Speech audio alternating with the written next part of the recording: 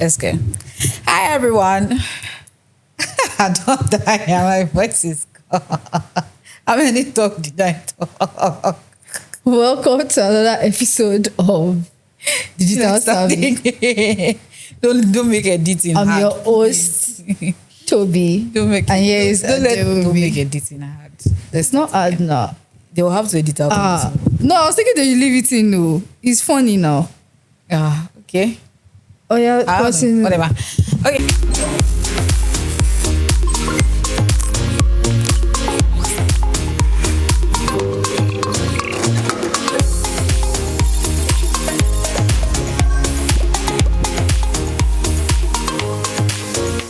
Hi everyone, and welcome to another episode of Digital Savvy, and this is episode 4. I'm your host Adeomi, And I'm Toby. and as usual, we're going to be talking marketing, business development, customer relationship management, growth for you as a business owner. So, Today's episode, the do's and don'ts of working with influencers. So I'll let you start with the positive one. why are you choosing Kiki to work with as a small business? She's a big person. That's not small business influencer anymore. That's like a big brand. Are you trying to run out of marketing budget? Like, just finish your money quickly. No shades to Kiki. She's an amazing person. But this episode, we're going to be talking about you as a small business owners, the do's and don'ts of collaborating with influencers. So first of all, you want to be very clear with your objectives. This is a do.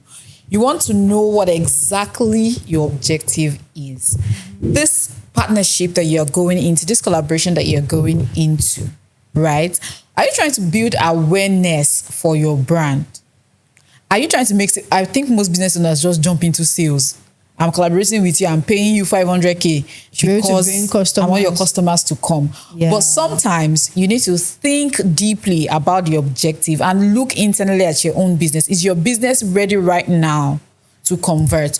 Or would the objective be for you to do awareness with this person for maybe a 2-3 months type-ish contract before you now move into sales? So you need to think properly about the objective of your collaboration with the influencer, right?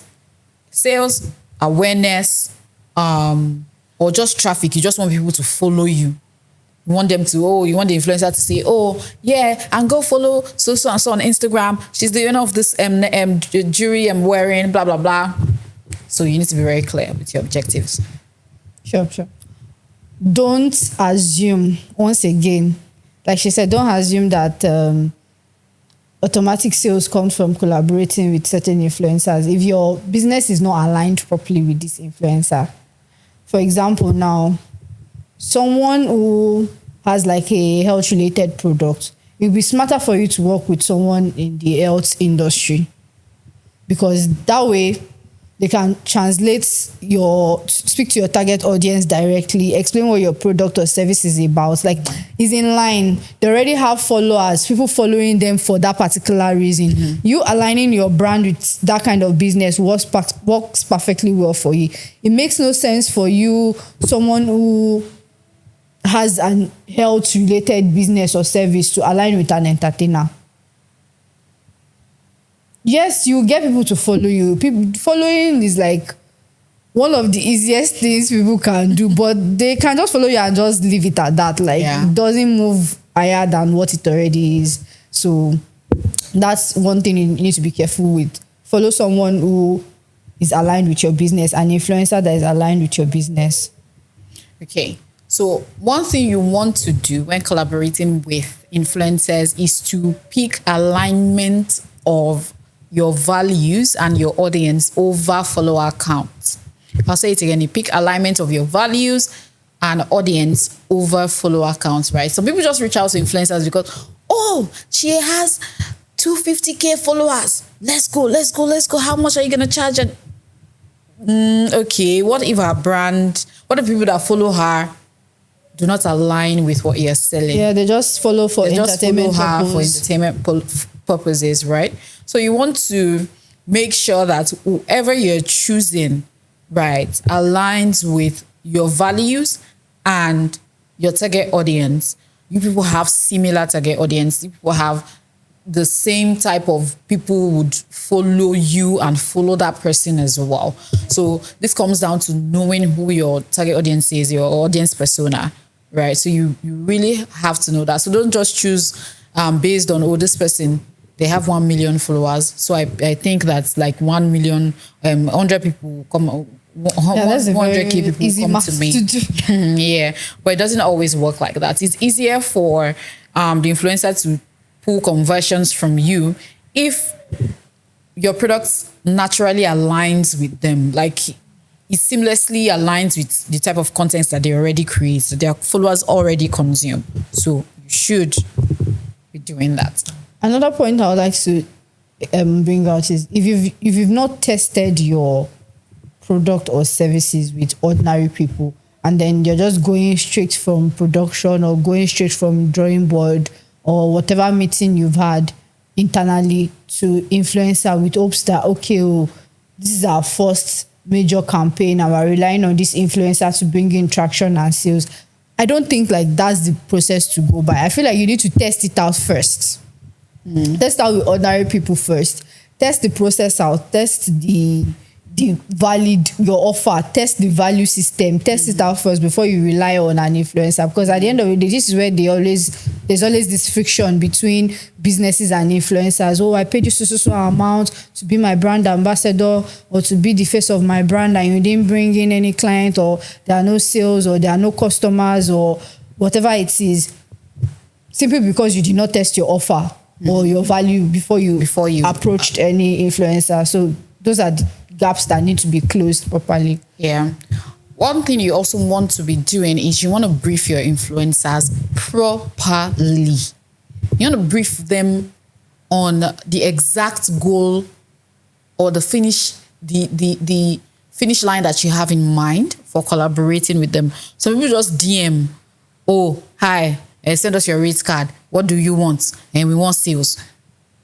That is not clear. That is not proper briefing. You actually need to have like a strategy for it, right? You need to let them know what your goal is. You need to let them know the key messaging, like the type of content that you would like to see them create, not controlling what they do. Yeah, just letting them know. Yeah, just letting them know, you know, the key messaging, the value that the product will offer to them. Maybe there's going to be a discount. Maybe there's a process to doing it. So you want to brief them very properly, right? So that when they are creating content, they have all the information beforehand. They'll be able to say, oh, yeah, this iPhone is from so and so store, and if you use my code 231, you'll be able to get this thing. Let me tell you why you should get this iPhone. You know, they've started going into the value, they've started going into the key messaging, and that is how like you properly brief an influencer. So they don't have time. They're also doing other things, right? They're not the one that's going to do the research of your business for you.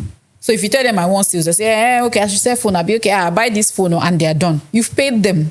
So you need to brief them properly so that you get like the return on investment for your money with them. Yeah. So another part that I'll say ties a little bit into what she just said, and we don't take away the creativity entirely. You've given them the information regarding your business. You've given them all the necessary data that they need to promote this. You've given them the free products. You've given them all the variants. Allow them be creative and authentic in the way they deliver the message. Like, I'll say user-generated content is becoming something that, in fact, it's like the in thing now when it comes to having influencers or anybody speak on your product. And different people, different ways of talking to their audience. So, and this also, it just ties back into make sure you're just aligned with the influencer. Yeah. So, because if you're aligned with the influencer, all these other things that we're talking about won't be that much of a major issue. So, most important thing, make sure this person aligns. So, for example, if you're like, I've given so many examples. If you're someone that like, she just used phone as example. you probably want to go meet people who talk about gadgets a lot, who use gadgets a lot, who they can break it down to the people that really want to hear about the gadget. Or this is the type of, like, there's this guy that used to do like phone reviews. I don't know if you know him, like Marquis is on YouTube. Yeah, maybe. I'm not sure. Yeah. Or you know the Nigerian one, Fisayo or Shoyombo. Yeah, I'm sure. So these are like the people that you probably want to go to for like content regarding tech and everything. It won't make any sense to see such an influencer on a business relating to clothes or food or makeup. Like it makes zero sense. Yeah. So just if you're a food business and you're looking for influencers that go food critics, people would like to go to restaurants a lot, people would like to try food, people would like to travel, people who seek experiences. So just allow people be themselves, allow them be creative in the way they go about this, they are influencing. Be careful, don't expect, or how do I put it? Don't equate the visibility that they'll give you to sales. We've talked about this like in different episodes, and I feel like it's really important we keep hammering on this thing. Like, visibility doesn't necessarily equate sales. It takes, all these things take time. Yeah. So if you're a business owner that is just starting, if you know that, okay, and if I'm being honest, I feel like influencing is for like big brands. As a small brand, you're better off using user generated. Yes. You can do it with your customers. Yeah. Doesn't have to be like someone new. You can offer your customer a discount, offer them something extra in exchange for them sending you a review of using your product and service. Yeah. It's more affordable, it's more cheaper, it's more authentic. Yeah.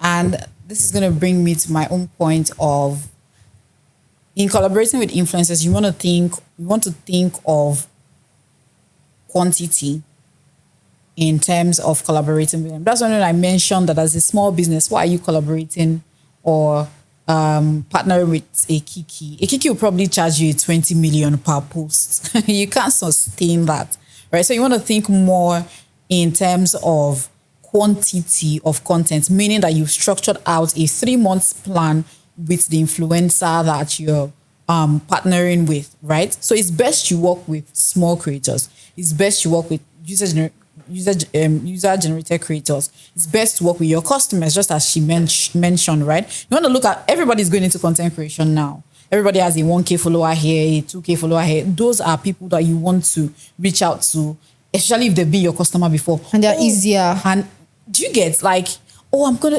I have a new collection. I'm going to give you this dress. You've bought from me a couple of times. What I want you to do is I'll give you 3 dresses over the course of 6 months. I need you to, trust me, they'll be very happy to do it because they too are trying to break into the content creation space, right? It's a brag for them to say, oh, yeah, I'm influencing for, you know.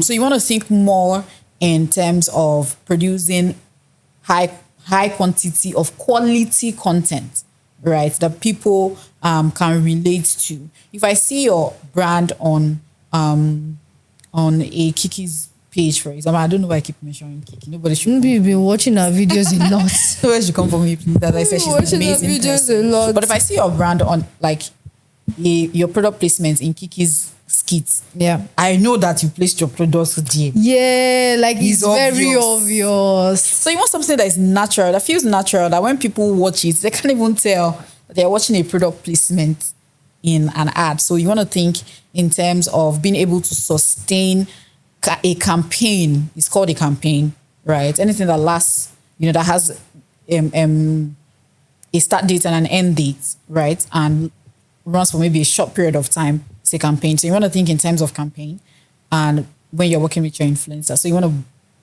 work with somebody that you can afford, so that you can sustain that campaign. Also, product placement is actually also an interesting way of like putting your brand out there. Like a lot of people are doing it now with like visual content like ours. So you're also spending a lot.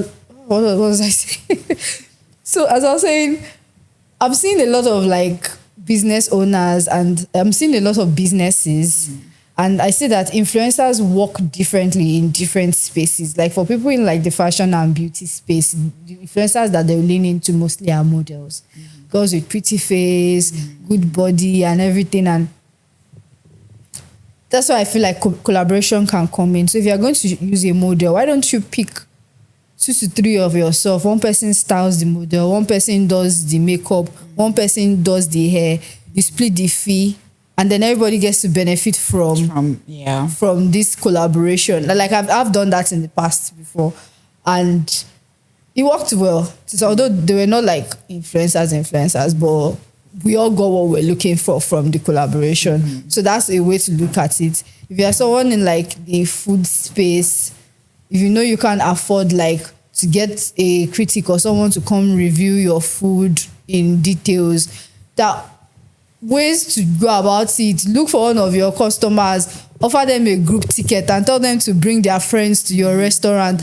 Let them have the time of their life while you are recording their expressions, their like raw, authentic review of your food, transform it into content. Like, there are just different ways to work with collaboration, influencing, user-generated content that doesn't have to be celebrity influencing. I feel like that's where a lot of people you're stuck at. It has to be a celebrity. When they think of influencing, the first person that comes to mind is a celebrity. I think that's where the mistake is. It doesn't always have to be a celebrity. Like, so one thing that they also need to be doing, you also need to be doing if you're collaborating with influencers, is you have to have a tracking system. You know, you see all those big celebrity influencers when they say, use my code XXX.DD. That's like the company's way of tracking, ROI for them. So as a small influencer, you also have to have that, right? You've spent so much money collaborating with this person. You've spent money giving them your products. You've spent money, putting the product together, giving it to them. Those are all expenses on your end. So you want to be able to track your return on investment. That, okay, this person I've partnered with, are they actually bringing in returns for me, right? And also, how do you keep those people that they bring? Some people just leave it at people following them on Instagram and leave it at that. You should have a simple funnel, right? Where the influencer says, oh, go to the website, put your email in, you've collected their email. And from there, you can continue to keep marketing them, right? Go to the website. You hear me say website again. Website is important for you as a small. That's another separate topic. We're going to talk about another day. So go to your website, put your email in and use the code 222, right? That's simple. You see, they don't have to do too many things. They're just putting in their email and they're just putting their discount code to be able to get the discount. So what that does for you is you are able to use those emails in future to market, right? You can send them email offerings, but you just have a database that is your own, that people have given you consent to be able to send messages to. And having an email database is so important. That's another topic that we're going to discuss in another episode sometime. But yeah, make sure that you're actively tracking the performance of the influencer that you've collaborated with. And these are just simple ways that you can do that. Would you categorize building relationship with influencers as something that should be long-term or short-term? Like, okay, am I just using this influencer because she's trending now? Or am I aligning with this person's vision and goal for a longer period of time? Like, which would you advise? Both of them have their place, right? So first off, as a small business, you'd be looking for somebody that both of you can work for a very long time. But if you find somebody that is trending and you can afford that person and the person aligns with what you do, you should also jump on that. Okay. And not miss out on that, right? Okay. So the two work hand in hand most of the times. But obviously the person that has been working with you for so long, at the end, they're able to keep giving you content to post. They're able to keep mentioning you over and over and over and over again. Because you need to mention and mention and mention and mention. People don't just hear things the first time. The first time and it sticks. You need to keep mentioning your brand. But once you find somebody that is trending and you can afford them and they align with your values, they align with your products, your target audience aligned, and you can afford them, just jump on it as well. All right. So I feel like we've it is not, there's not much details on, we've talked about all the different forms of influencing, like using your customers, user generated content, using celebrities, using people that are trending. It's just, at the end of the day, chase alignment. That's just the long and short of chase alignment. Yeah. It all works out perfectly well when they are aligned with your brand. If they are not aligned with your brand, it gives. Yeah. But yeah. Thank you for tuning in this particular episode on the do's and don'ts of working with influencers. See you in another one. Bye. Bye.